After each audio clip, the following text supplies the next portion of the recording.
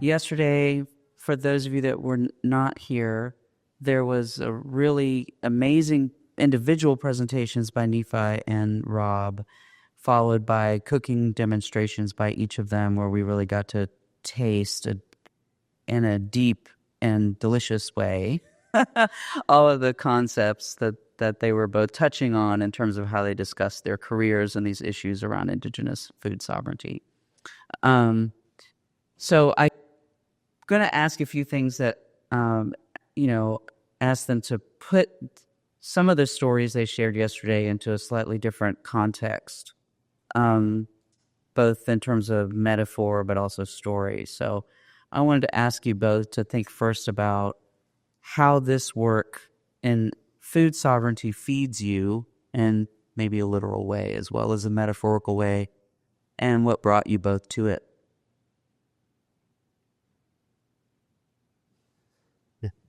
Okay. Well, the way this food sovereignty work and cooking work feeds me is that it's kind of one of those things where it's something that I did not know I needed until I encountered it, right?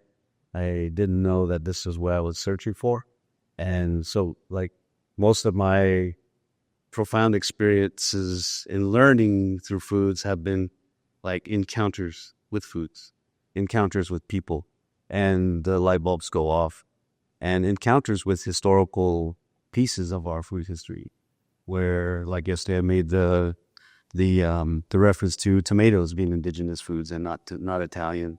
And that just, like, for me as one individual, the power I felt when I realized that, it gave me it like almost doubled my confidence in using native foods. And then it made me excited about discovering what other indigenous foods or indigenous cultivars changed the world. So it really shifted my trajectory and made me go on a different path than just professional cooking. You know what I mean? And it's fueled me spiritually as a father, as a parent, as a community member. It's validated assumptions that had been there since I was a kid, and it continues to do that.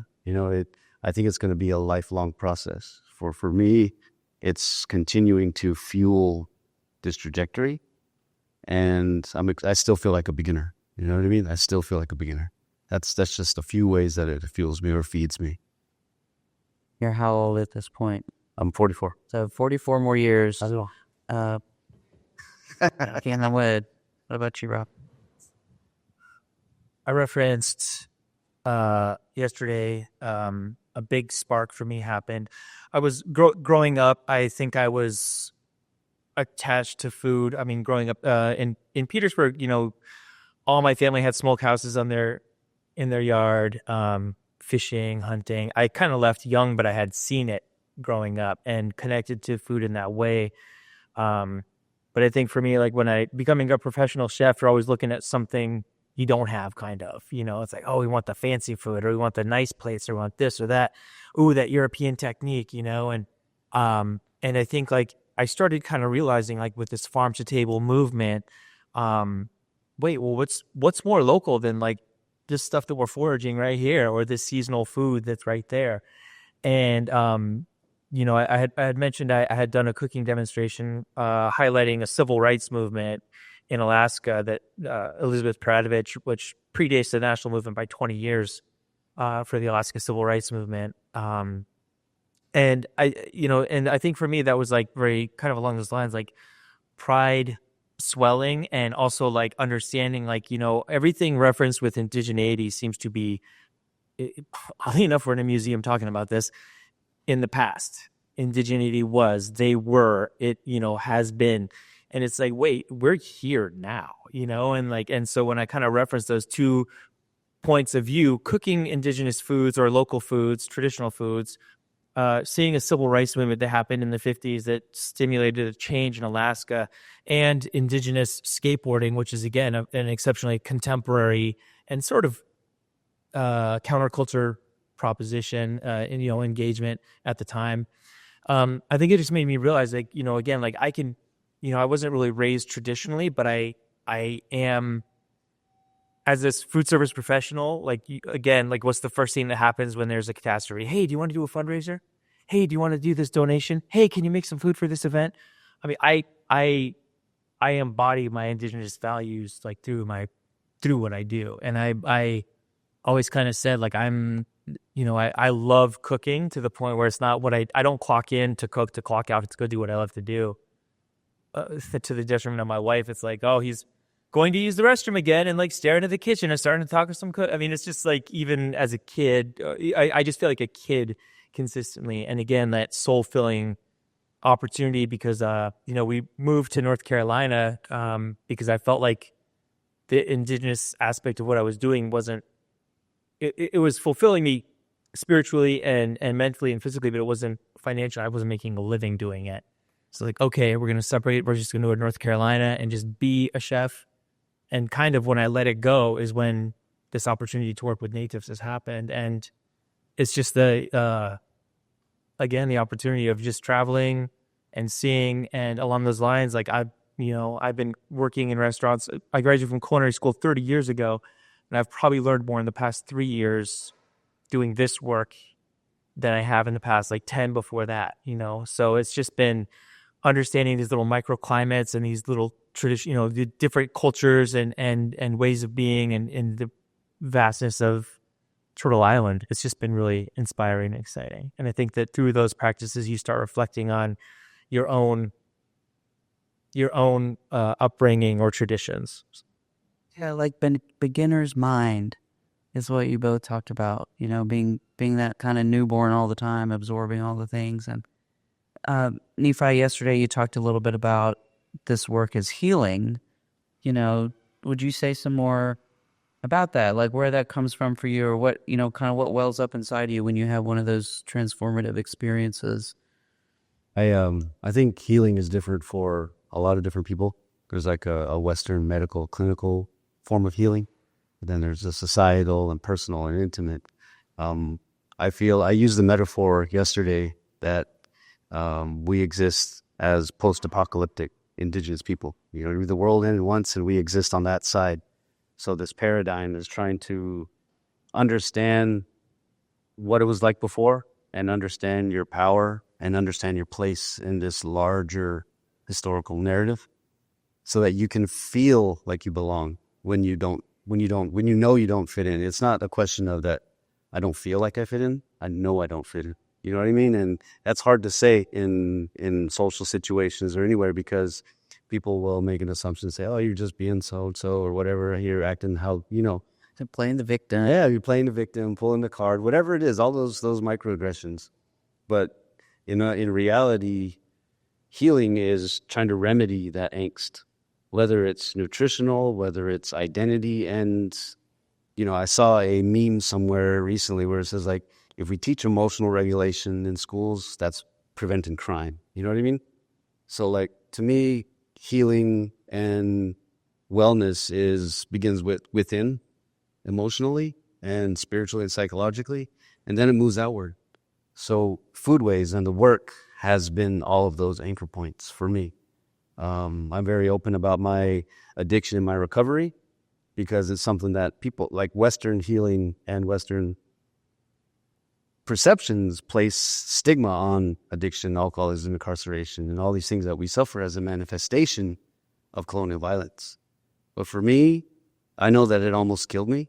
So in the aftermath of recovery, these anchor points of time and place, these behavioral activations, the awareness of cosmological relationship, the concepts of genetic memory. And one thing that became really exciting for me as one individual, but also on a mass scale, was somewhere along the line, following the foods brought me to the work of Maria Yellowhorse Braveheart and how she coined the term historical trauma in like the 80s, I think. So to me, it kind of had this aha moment where it was like, man, the term historical trauma as a term in academia, in professional circles, in clinical circles is less than 50 years old. And in the scope of research, that is very, very young. And I'm like, oh my gosh, we're a part of something much bigger. So it really kind of helped situate my perspective in my work, that it comes not only with this cool, awesome, fun chef work, but a larger arc of responsibility. You know what I mean?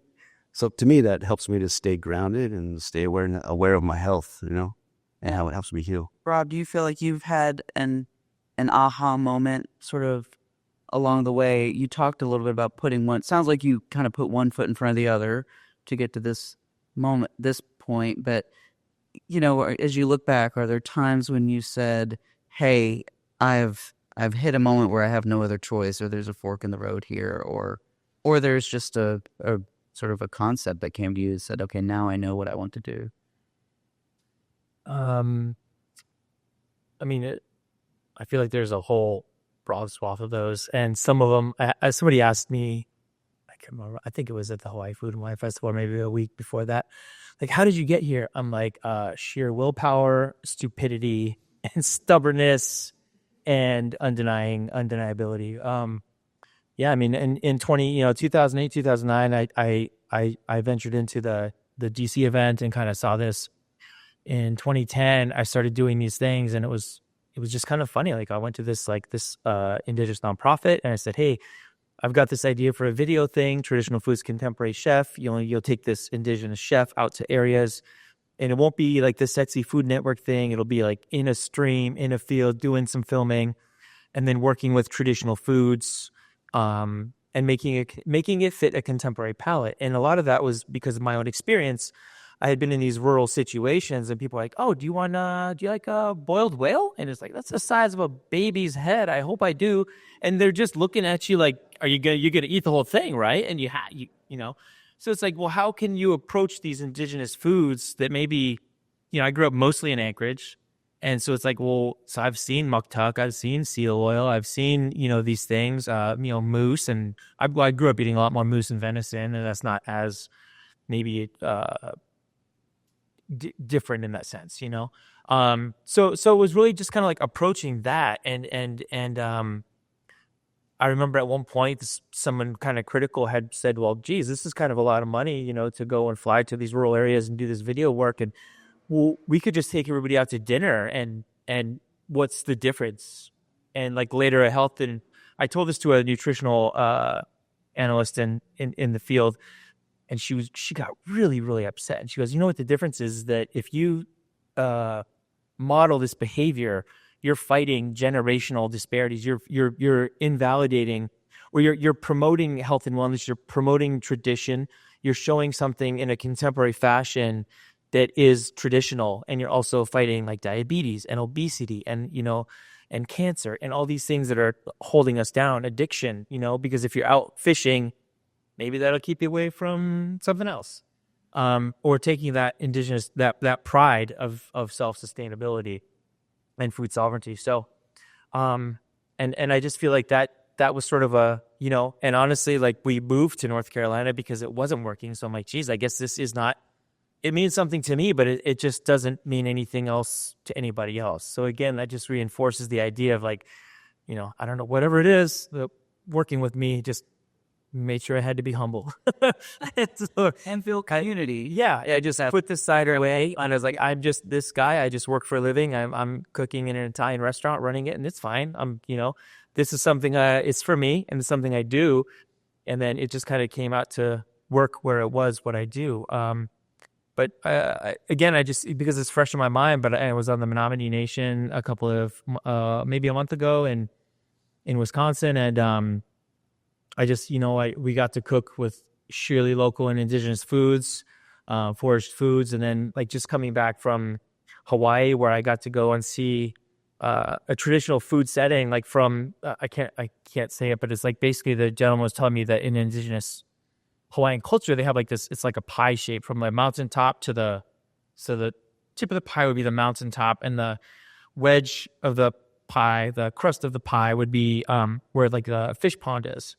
And there was this like 800-year-old retaining wall that had been recaptured and set up, and these periodic doors where they would let fish in and out, or like fish would come in and spawn, and they would let the fries sit there and cultivate and it's like a way to kind of look at it. But the last day we just got back from was where they grow the breadfruit and taro. And he's like, so this is how we cultivate this food up from the creek or up from the streams and the fish ponds.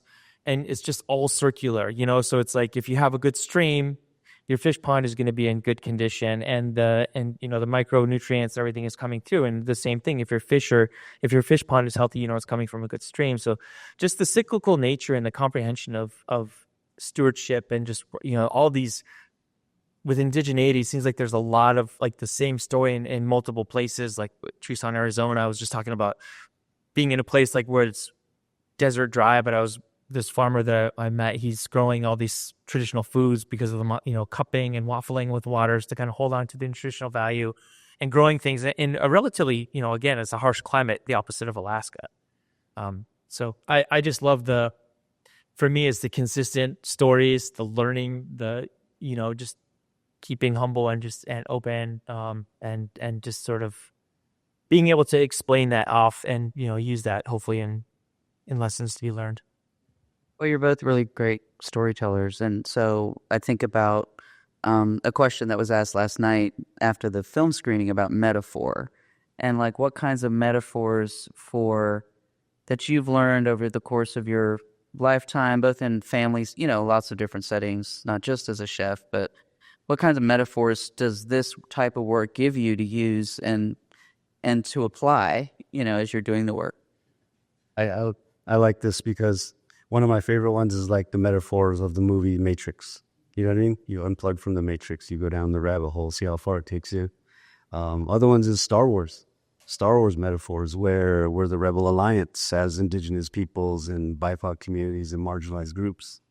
Oh man, like fighting the Empire all across the galaxy, and because our paradigm is a galaxy.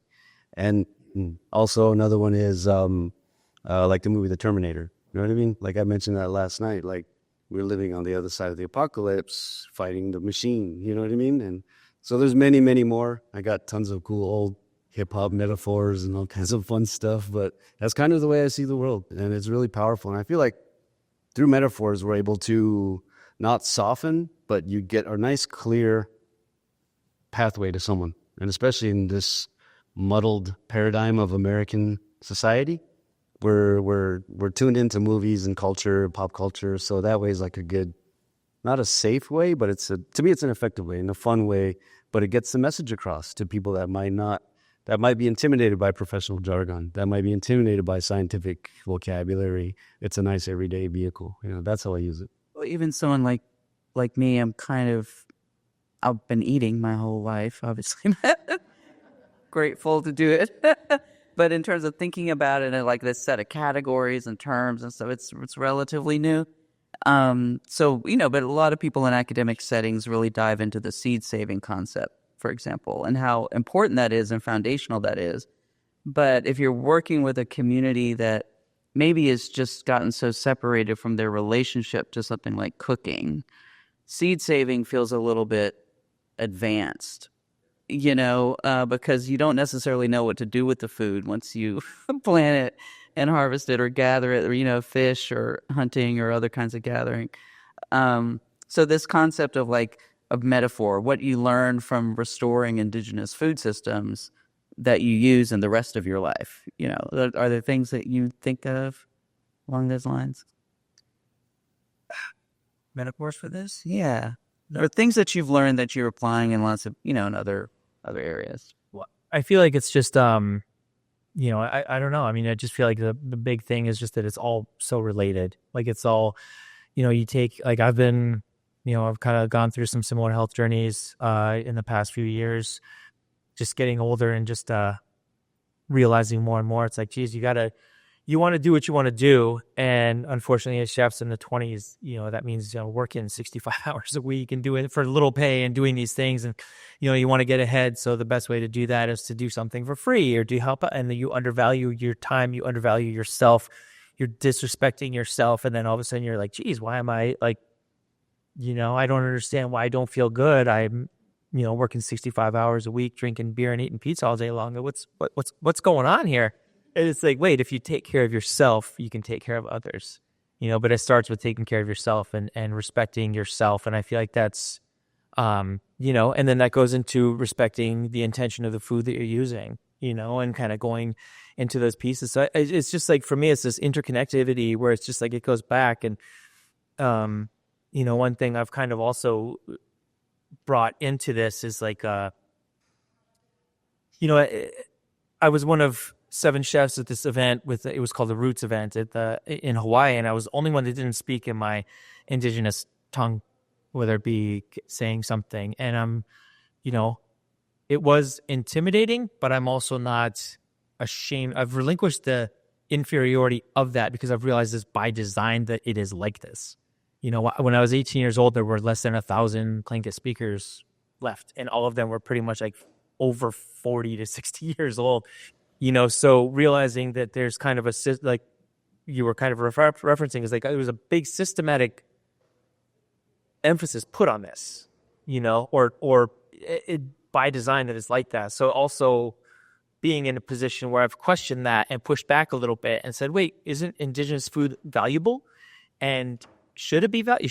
I feel like it should be valuable, you know, and I've had different references to that happen over this time. So I just feel like there's like a constant building block for me, you know, retouching my indigeneity, understanding what it means to have this position and the stewardship and the service that I put into it and the emphasis that I put into it, the energy I put into it is just growing out tenfold. You know, and I kind of talk about this, but like I work for Natives, North American Traditional Indigenous Food Systems, and I went to Montana State University, Bozeman, and we had been there. So Sean Sherman is the founder, and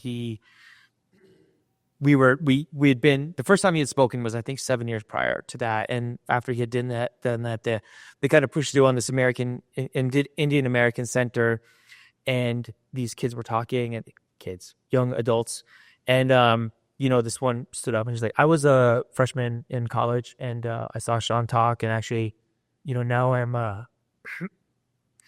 running fast Blackfeet, and so I'm like serving food insecurity in my tribe, you know, or I was doing this, and now I'm actually I'm working with the food science to go back to my tribe to find ways to value add food, and you're just like, okay, there's a 5 to 7 year ROI on this if you want to look at it in that respect of like, what is this worth, and what is the cultivation period of that, you know? And I just thought that's the kind of stuff that I look at and think about, because it's kind of hard to say, oh, we did a healthy cooking demonstration. Well, how many people don't have diabetes and obesity today?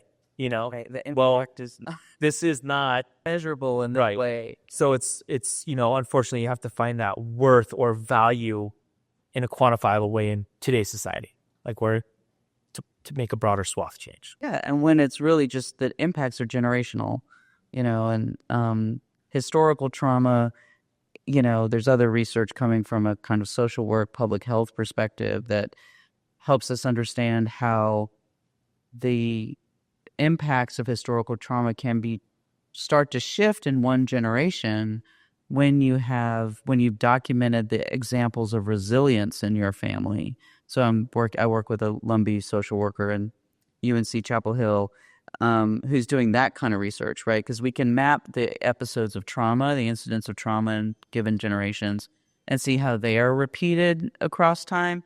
And she's starting to map the incidents of resilience, or it's sometimes even like reclaiming, moving beyond the survival pieces and into like, how do we jumpstart or reclaim some of what really makes us feel that sense of empowerment. And she can see changes across the generations when you document that, you know. So it's really kind of interesting how both of these conversations are necessary, and yet Native people, back to where we started, kind of in a facility like this, we get labeled as being part of the past, you know.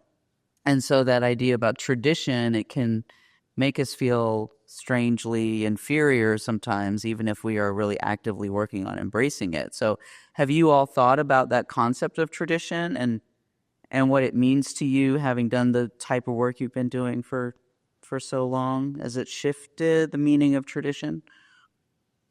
My tradition is one of those things that like you're taught to not mess with. You know what I mean? From all ages, at least in my community. And for me, tradition, I respect it and I appreciate it.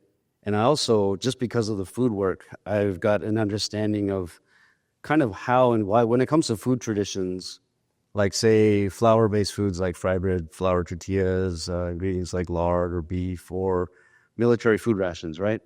And those are some of the roots of the food choices that become our traditions today. I know from my own study and from other people that those traditions were created out of violence, like forced. If you don't eat this, you're going to starve. If you go hungry, you're going to get killed. X, Y, and Z, real negative things if you don't accept this. So generationally, that's taught to don't question, just take it. Don't question, just take it. Be humble, accept it. Don't take it, don't ask, just be grateful. And that comes overlapping into our generation. And so, like, for me, tradition, that term trauma-informed care, I do my best to use that as a tool, but not an absolute.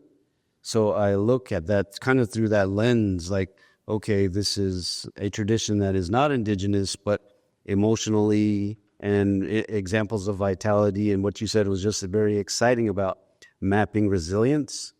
That's so amazing. Like, it's exciting and just makes me smile because it's real. And so, like, traditions can change, and I think it just takes time and patience and just being completely committed to it.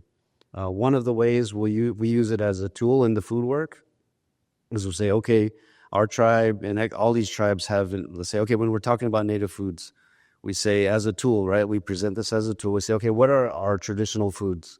We'll label X, Y, and Z, and it usually has the usual suspects, right? Fried bread stews, kamads, and all that stuff. And okay, those are traditional. They have nostalgic, emotional, cultural, social value to us. And we're not going to say get rid of them forever because they're a part of our culinary history. They have deep examples of resilience woven into them. So those are traditional foods. We're gonna look at that and let it be what it is. But then let's introduce and say, okay, what about indigenous foods? And then so when you say traditional foods in your community might be X, Y, and Z, then you say in indigenous foods, you got this whole spectrum of new possibilities for new food traditions. And I say, create those traditions at home. Instead of saying, we're going to have Thanksgiving, we're going to have Indigenous Foods Day. You know what I mean? And hashtag it. Rebrand. Hey, everybody. Now it's Indigenous Foods Day. That's how traditions begin in families, and in all reality, from like a everyday, I guess, like resistance standpoint, or being included decoloniality and indigeneity, all these themes, the most impact they can have is with us at home at first, with our kids. So that's kind of been my shift in perspective on tradition. I still respect it. I'm still aware of the hurt and wounds, but also the love and care around it too. So I kind of tread lightly. It's a cool topic. Yeah, it is it's like something that just always needs to be kind of defined and refined. Like you were saying yesterday, working in North Carolina, talking to folks from my tribal community, when we talk about tradition, we're not talking about indigenous foods so much. Like, we're talking about things that ancestors made, right, but are often very much embracing of European ingredients, for example. So what are you, like, as you travel to all of these different communities and then think about your own experience, how is tradition playing out? That's, along those lines, I had talked about this summer I got to cook in the Brooks Range, which is, in context, one of the camp managers took a 3-day float trip after that down the river and ended up in the Arctic Ocean. So it's remote. During the summer solstice, we actually watched the sun. It never went down. It just went around us. And anytime it was like a shading, it was because it was behind a mountain. So in those environments, in that environment, I was cooking. It was called the Imago Initiative, and it was an effort to start conversations because Alaska is an extractive state, whether it be tourism or seafood or oil. And so this is the area where they're trying to drill, and they're really trying to point out, like, okay, there's technically nothing there in the sense of civilization, but this is a very sacred space because this is the caribou migration that feeds the Inupiaq people in the north and the Athabasca people in the center of the state. But I met one of the guys that I met there I've known peripherally for a long time, but he is probably mid-40s. And when he talked, he's like, my dad grew up subsistence living subterranean, like living a very traditional lifestyle. He's 45. So his dad has passed away. But point being is that on the flip side of that, as we had mentioned, I was working with the Lumbee tribe, and we're like, these are our traditional foods. and natives, North American traditional indigenous food systems, our standard is pre-contact. Well, pre-contact means something exceptionally different in Alaska, where you can talk to somebody who had a grandfather that didn't see,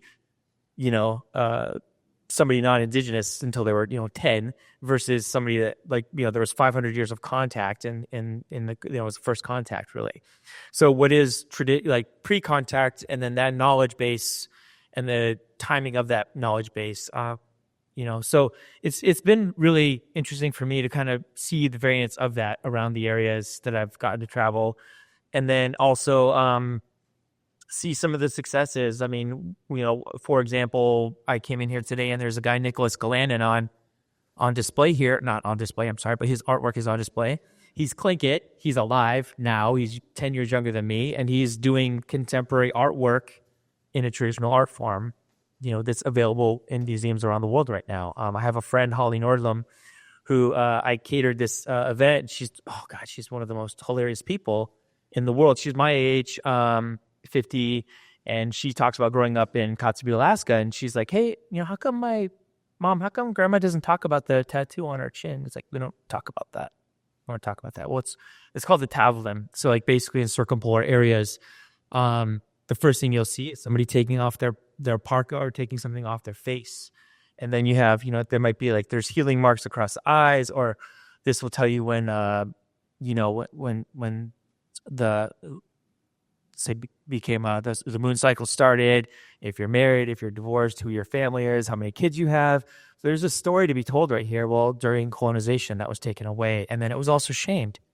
And my friend Holly went to, she brought it back single-handedly. So now there's actually a grant that she's working on where she travels around Alaska and does these tavlin tattoos for ladies. And you're just watching this whole revitalization of something happen. It's a piece, and then that piece attaches to somebody that is connected to a drum, and then that connects to somebody that is dancing, and then that connects to somebody with what did they eat before or after prayer or doing this cycle. So it's just these little things where you just kind of keep stepping back. And I, proud uncle point of view, my niece is the voice of Molly of Denali, and it's a PBS show, and she started when she's 12, and I think she's 20 now, 19, 20.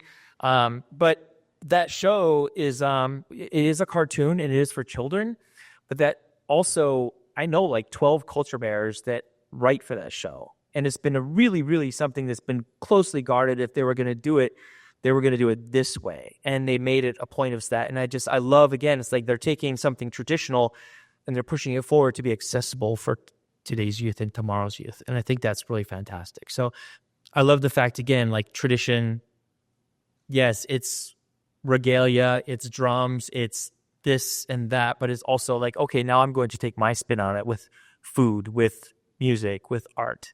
So it's exciting to see where it's going and the change in paradigm of people. I'm talking a lot, I'm sorry, but this one gentleman, his name is Mr. Greg. He's an elder in the Kohari tribe, and growing up with him, Jacobs. yes.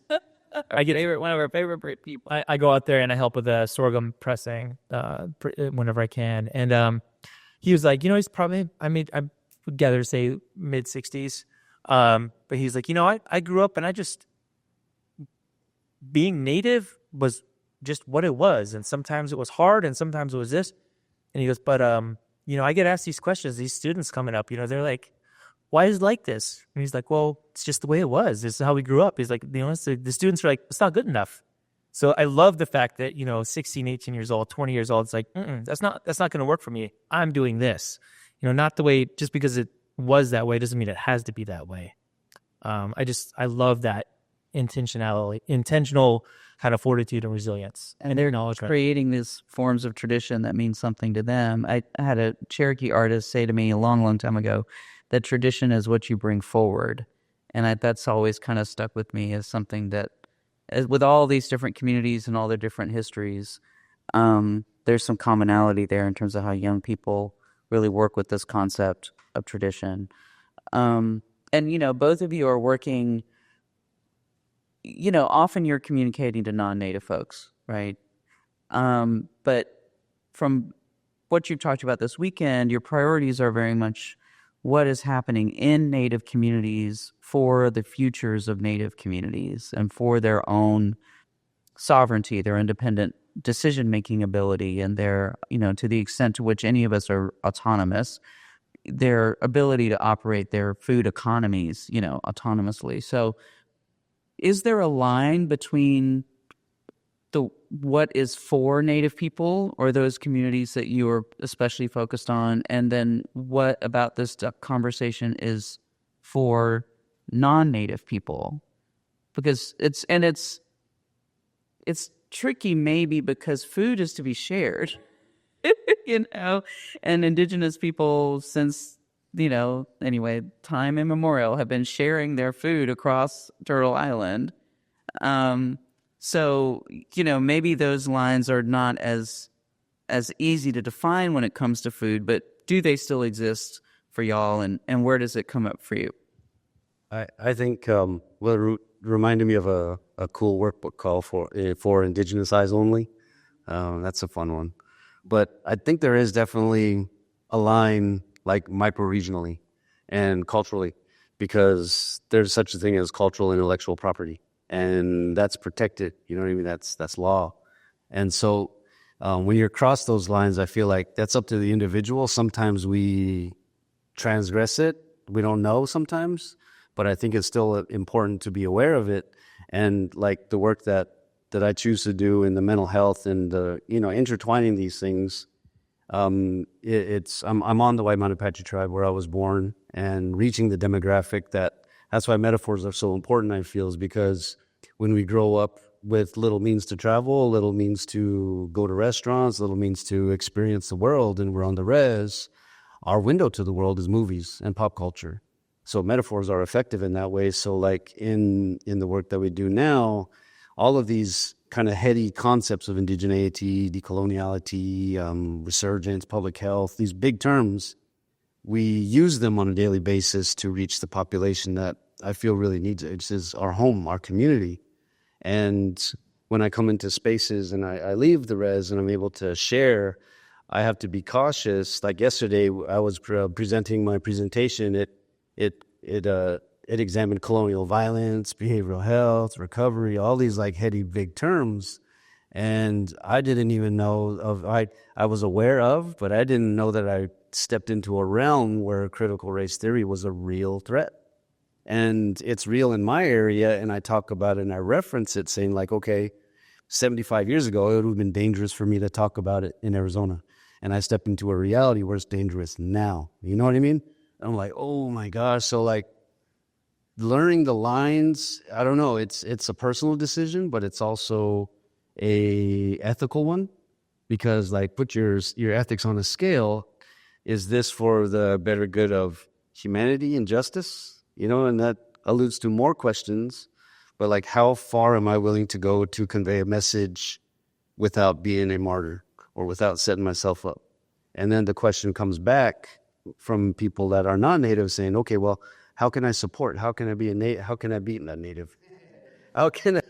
That also sometimes. Yeah, it really is. That's true.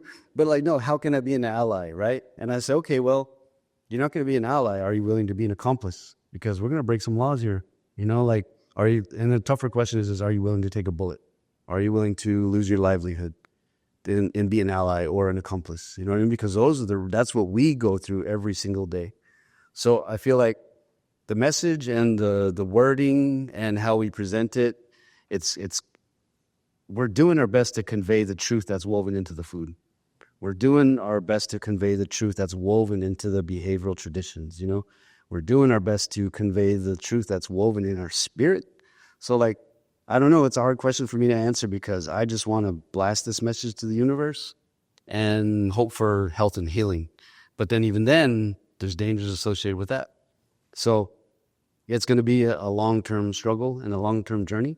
But I feel when it comes to specific cultural protocol and ceremonial stuff, I feel like, yes, there's a distinct line. And when you're going into communities and you're building relationship with Native American peoples and communities, that's just something to be very aware of. And when you're told no, no means no, And there's other things that are open to interpretation, but I think those are the specifics that come to my mind, you know?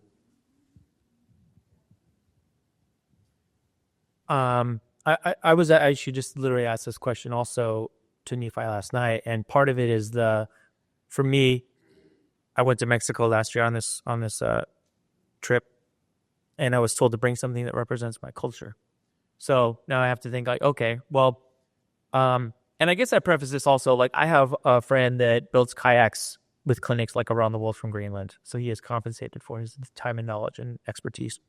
I have friends, Bamila, they play music around the world. They're African American and Yupik. And they embrace both communities and they bring that forward, which is beautiful.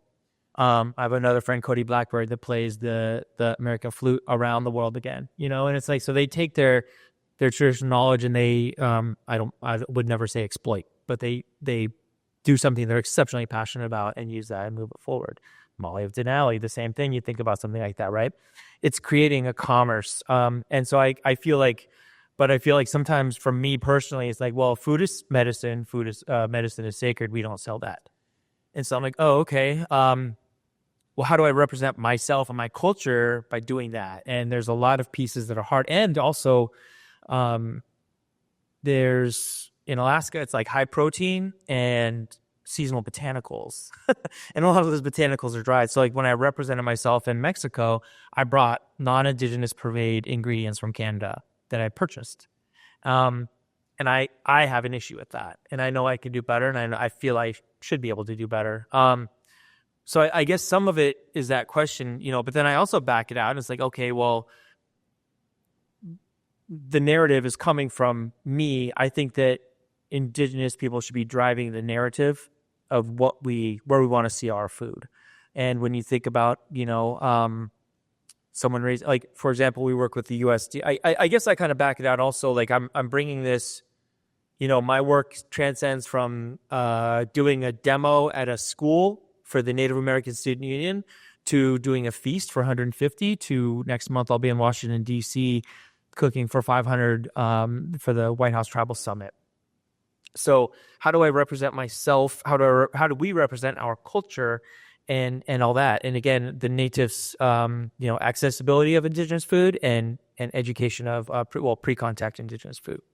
So it's kind of taking that. And I guess the one piece that I look at is that, you know, 200, 300 years ago, it was a subsistence economy, basically, right? Trade economy. And now it's a cash economy. So if I'm indigenous, can I practice my indigeneity by doing my artwork, my form of expression to do that?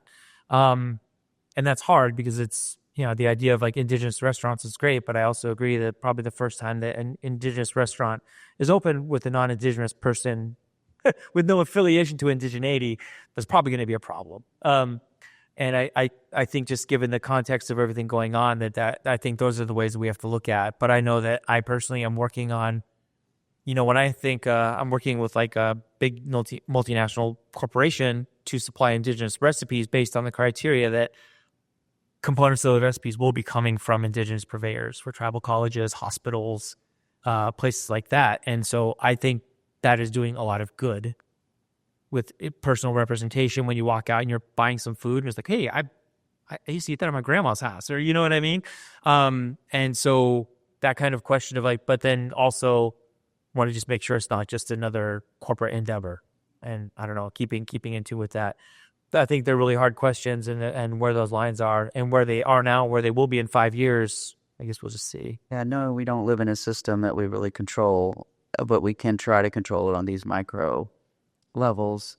And sort of Nephi's principle of no means no, you know, really consent, right, is one of the most salient concepts when you're thinking about inviting people for whom these are not their food traditions, like into the space. There's all mutual consent.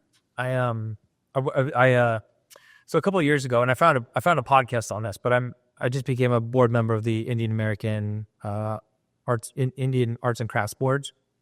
And one thing we're talking about is intellectual property, which you brought up. And, you know, I think about a few years ago, the Tonka bar was made, and it was like, when I think about that, it's like this bar that was made, you know, it was indigenous made. It was a bison, and it was basically a pemmican. So it was a preserved bar with bison and cranberries. And the way I look at that is that was like literally created a new SKU. So if you go to a restaurant and you go to a store and there's a barcode, there's a new SKU that's intellectual property. And basically it got big enough to the point where, Ralston and Purina was like, well, wait, that's making money and taking away from our beef jerky and sausage sales and snack bites. So they created Epic Bar, and they basically just create, a multi-billion-dollar company, basically drove them into dissolving. And that's to me is whatever happened to taco bars. Exactly. And there's a podcast on Toast's Sister where they talk to the Tilson family that explains that. So I also feel like I can reference that and not just bring this up and be out of place with that. But I think that's a good example of just, again, like indigenous knowledge, appreciated, appropriated. And so like how can we protect that intellectual property? And I don't know what the answer is there. But So kind of last question from me. Those of us that are seeking to connect to our traditional food ways, and that might be tradition from an indigenous standpoint or a non-indigenous standpoint in Turtle Island, like what would you recommend that we start with? Oh man, that's a tough one. I think if people can get beyond looking at cooking as a chore, or get beyond looking at cooking as women's work, or getting beyond looking at cooking as a punishment, you know what I mean? Because a lot of times we encounter food from a cooking standpoint and an interaction standpoint, almost sometimes in a punitive way. Like, oh, I got to change my health. I got to get a pre-diagnosis. I got a diagnosis. So we often encounter food choice changes because of some kind of consequence or some pending consequence. So I feel like just getting back in the kitchen and getting a handle on a good knife, learning to love a good cast iron pan, learning to value a nice solid chopping block you're going to keep and give to your kids someday, hopefully. I feel like those components of love will enable the passion for your cultural foods. I feel like cooking is a behavioral science, and if you can flick the switch, cook with enthusiasm, season it with laughter, it'll be cool, And like I can get the same gratification from making Western Apache acorn stew and racket bread on a fire as I can from making Vietnamese pho with my kids. You know what I mean? Just the act of cooking is something that is really satisfying. So I think that's my way to answer that question, is just get out, just turn on the stove and do it. Start cooking and cook on, man. Like that. Mm-hmm. My daughter's 14, and I took my wife and daughter to Owamni, and we were in Minneapolis maybe last year or something. And she was born with a gluten and dairy allergy. Now it's a sensitivity, but she's like, I can eat everything here. I'm like, yeah, sweetie, you can have. Usually we never have dessert at restaurants, right? So we did that. And she can't be adventurous. Especially most of her concerns are gluten and dairy. So when you go out to eat, so she was just kind of freewheeling and very adventurous and was exciting. And then fast forward, she went to a camp in Minnesota, northern Minnesota, and my wife was talking to her about camp food. Might not be what you're used to. And she's like, Mom, we're flying into Minneapolis. Can I just have one last good meal at Owamni before we go? Like, oh boy. So of course we do that. But I feel like it's I feel like that's an interesting question for me because I do have the luxury of being able to go home and do a thing. Like last year I went home and I got to go cockle gathering and abalone gathering and hang out with some friends and cook. And I get to go home off to Alaska. But I live in North Carolina, and I think my daughter, even though she identifies Alaskan, there's a funny little joke. It's like, how do you know when you meet an Alaskan? Don't worry, they'll tell you in the first 5 minutes. But she's, we live in North Carolina, and so it's again like, what does that tradition mean? And luckily I've had whether that started before I was in the business or in this business, I'd make it a point to go to a Kohari pressing or go to a powwow, or I talked to my friend Vicky. I'm like, do you need anything? Like literally, I'll move dirt. I don't care. Like I just want to be involved and help. And I think that's kind of the big thing, is just understanding where you're at and what that means. Enjoying your environment. Yes, connecting is going to Alaska and doing something for me, but it's also going to the River and getting lost, or going on a plant walk, or doing some foraging or gathering, So I think it's just that kind of appreciation for me and understanding it. And again, I feel like it's the same story in all these different locations. This reciprocity and stewardship and taking care of things. And like, being in North Carolina and walking on the Eno is that's kind of just where I get grounded and where I get to be. And I love it, and that's, again, I'm not from that land, but I always kind of say it's like I'm from here, but it's not my hood. So it's like, I just kind of feel that way. It's like, and I feel like it's a special thing that I also get to bring my daughter and wife, and we get to, do that together. So Yeah, reconciling yourself to wherever you are, just getting to know it. Thank you both.